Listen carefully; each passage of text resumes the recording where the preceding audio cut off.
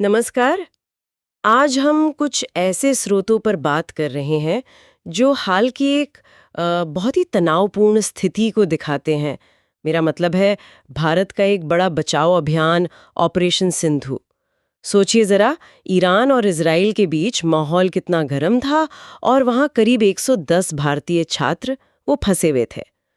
तो ये जो दस्तावेज हैं, ये बताते हैं कि कैसे भारत सरकार ने उन्हें सुरक्षित निकालने के लिए ये पूरा ऑपरेशन चलाया। बिल्कुल। और इन स्रोतों को अगर हम थोड़ा और ध्यान से देखें तो पता चलता है कि ये सिर्फ एक रेस्क्यू मिशन नहीं था। ये अ, एक केस स्टडी जैसा है कि संकट के समय कैसे तेजी से रिस्पॉन्ड किया जाता है, कैसे कोऑर्डिनेट किया जाता है। विदेश मंत्रालय और तेहरान में जो भारतीय दूतावास है, उनके बीच जिस तरह के तालमेल का जिक्र है इसमें, वो वाकई काफी अहम है। हाँ, ये तालमेल तो सुनने में बहुत प्रभावशाली लगता है, पर क्या इन सोर्सेज में मतलब उन दिक्कतों का भी जिक्र है जो दूतावास को तेहरान में झेलनी पड़ी होंगी? मेरा मतलब है, जाहिर है ग्राउंड पर सिचुएशन तो काफी मुश्किल रही होगी ना? हाँ हाँ, बिल्कुल।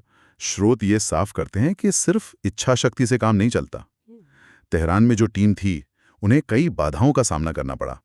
अब जैसे छात्रों को इकट्ठा करना, फिर उनकी यात्रा का इंतजाम करना, और सबसे बड़ी बात उस तनाव वाले माहौल में उनकी सेफ्टी देखना।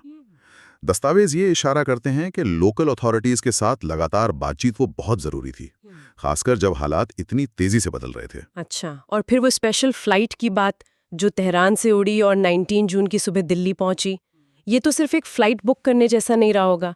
मेरा मतलब है उस टाइम एयर स्पेस की हालत देखते हुए ये काफी पेचीदा काम होगा। निश्चित रूप से बहुत पेचीदा। सूत्रों से ये बात निकल कर आती है कि उस फ्लाइट की परमिशन लेना ही अपने आप में एक बड़ी डिप्लोमेटिक एक्सरसाइज थी। इसके लिए सिर्फ ईरानी अधिकारियों से नहीं बल्कि शायद दूसरे देशों से भी बात करनी पड़ी होगी जिनके एयर स्पेस का इस्तेमाल होना था। तो ये दिखाता है कि ऑपरेशन सिर्फ जमीन पर नहीं था, ये हवा में भी चल रहा था और डिप्लोमेटिक लेवल पर भी। इन सोर्सेज में क्या छात्रों के एक्सपीरियंस के बारे में भी कुछ बताया गया है?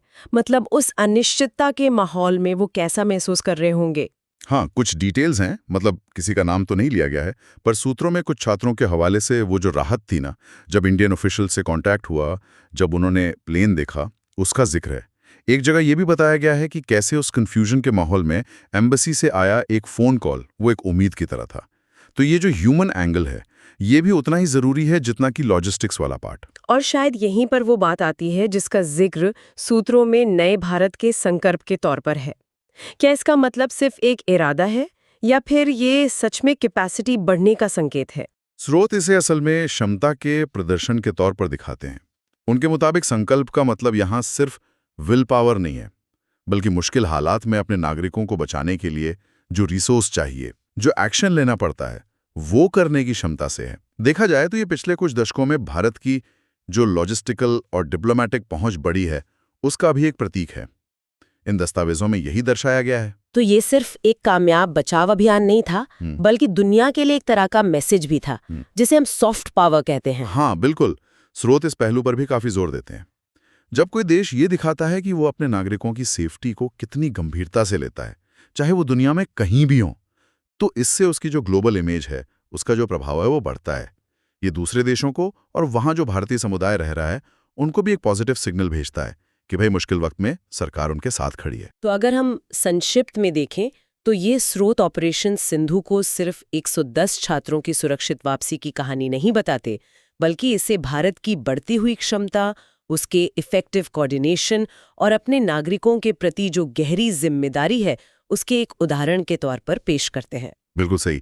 ये ऑपरेशन जो है वो अंतर्राष्ट्रीय तनाव के बीच कैसे तेजी से और प्रभावी ढंग से एक्शन लिया जा सकता है, उसकी एक महत्वपूर्ण केस स्टडी है। और जाते जाते श्रोताओं के लिए एक सवाल छोड़ जाते हैं। हाँ, सोचने वाली बात यह है कि जिस तरह से दुनिया भर में जियोपॉलिटिकल अनिश्चितता बढ़ रही है, भविष्य में देशों को अपने नागरिकों की सुरक्षा के लिए इस तरह के जो जटिल ऑपरेशन है उन पर कितना निर्भर रहना पड़ सकता है, और इनकी कामयाबी के लिए किस तरह की तैयारी और अंतर्राष्ट्रीय सहयोग की जरूरत होगी।